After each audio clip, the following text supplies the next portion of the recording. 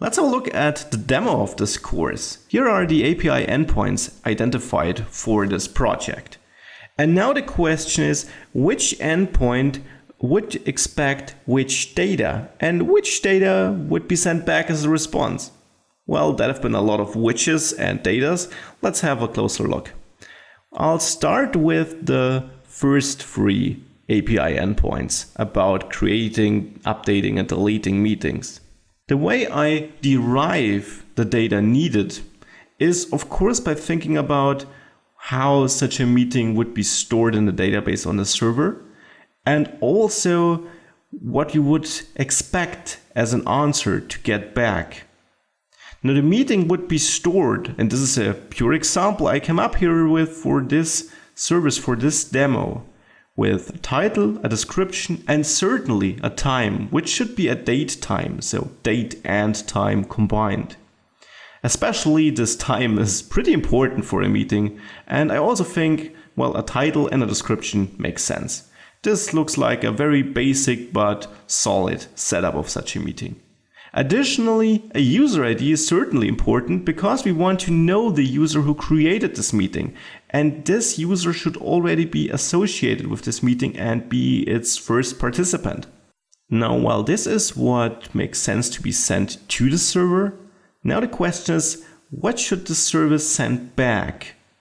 I definitely want to know if the creation of the meeting was successful, so a short message makes sense. A message which simply tells us meeting successfully created, or if an error occurred, and so on.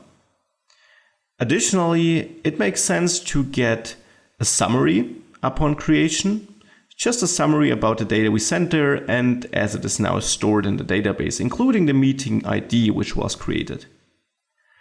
The next thing is an interesting one, the meeting URL.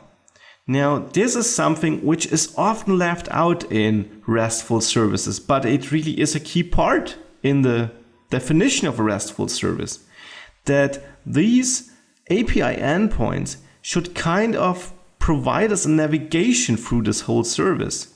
So here, when we create a meeting, it definitely makes sense that we get back as an answer, well, the URL to the API endpoint, which allows us to inspect this individual meeting, the meeting we just created, that green get route, if you think about this API endpoint slide.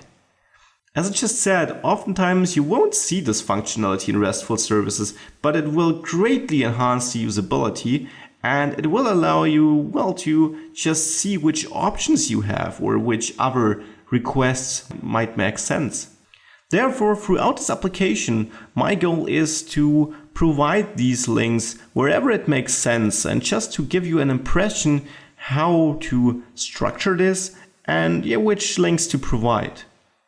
Now, when updating a meeting, pretty much the same information as for the creation is needed, but one extra parameter is necessary. The meeting ID, of course, because we definitely need to know which meeting to update. So that is something which should get passed to that API endpoint. The answer, on the other hand, will be the same. Just a summary, a message, the URL to the individual meeting, and a list of all participants. If the goal is to delete a meeting, this API endpoint will certainly require a meeting ID and a user ID. I'd expect to get back a message there to see if this was successful or not. So these are the first three API endpoints and how you think about the data needed there and data sent back as a response.